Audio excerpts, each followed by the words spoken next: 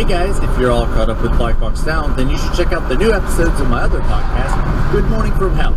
It's a comedy show where I'm dead and forced to interview everyone in hell as my eternal punishment with my co-host, Satan's little brother, Clayton.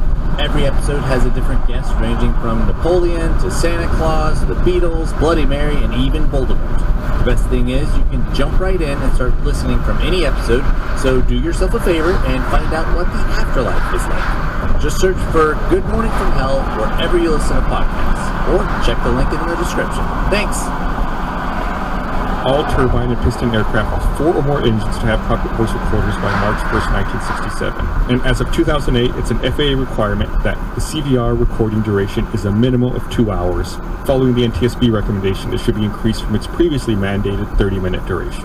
And that was because of the UPS one, right? FedEx, yeah. FedEx, sorry. Yeah, we had talked about that before. If you listen to our previous episode about the FedEx flight, we talked about that cockpit voice recording duration. Yeah. So as of 2014, the United States requires flight data recorders and cockpit voice recorders on aircraft that have 20 or more passenger seats, or those that have 6 or more passenger seats are turbine powered and require 2 pilots.